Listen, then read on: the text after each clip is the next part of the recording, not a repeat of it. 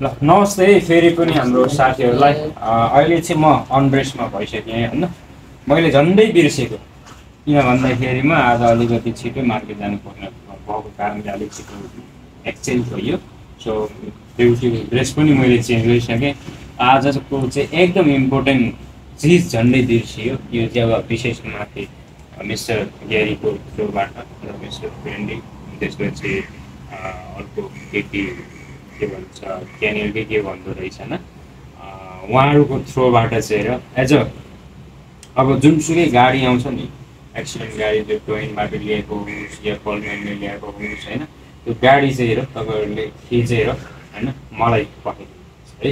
मलाई पठाइदिने तपाईलाई भन्दा पनि एउटा नम्बर दिए पनि हुन्छ, उहाँ डाइरेक्ट पठाउँदा पनि नम्बर दिए पनि हुन्छ भनेर भन्दैछ। तर पछि फेरि के भन्यो कि राम्रो बरु तिमी आफैले पठाएको राम्रो, किनकि तिमीले त्यो रिपोर्ट गरेको चाहिँ र एकदम ठिक लागेको छ। त्यही तरिकाले उ गऱ्यो भने मैले पनि सजिलै तरिकाले बुझ्छु भनेर चाहिँ र अनि आफूहरूले मलाई पठाइदियो भने अनि त्यसपछि मैले उहाँलाई चाहिँ र अब कुन बाटो आएको कुन बाटो आएको होइन, कुन कलम्यानबाट आएको र त्यो गाडी आइसकेपछि होइन, अब तपाईँहरूले पनि इत्यादि याद गर्नु होला कुन कुन गाडी आज आयो होइन, अब भोलि त्यो गाडी छ कि छैन होइन, त्यो गाडी नम्बर छ कि छैन, त्यो चिजहरू हामीले अब इत्यादि याद गर्नुपर्ने भएको छ।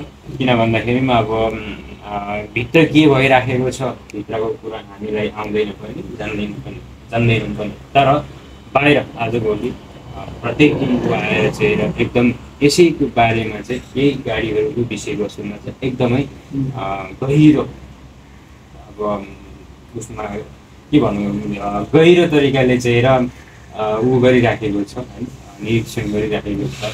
कसो कुन गाडी कति बेला पठायो होइन, कुन गाडी कति बेला पठायो र त्यो गाडीलाई बनाइसकेर पठायो या नबनाइसकेर पठायो, के गरी पठायो, त्यो त्यसको विषयवस्तुमा चाहिँ ऊ एकदमै भित्रभित्र उ गरिराखेको छ।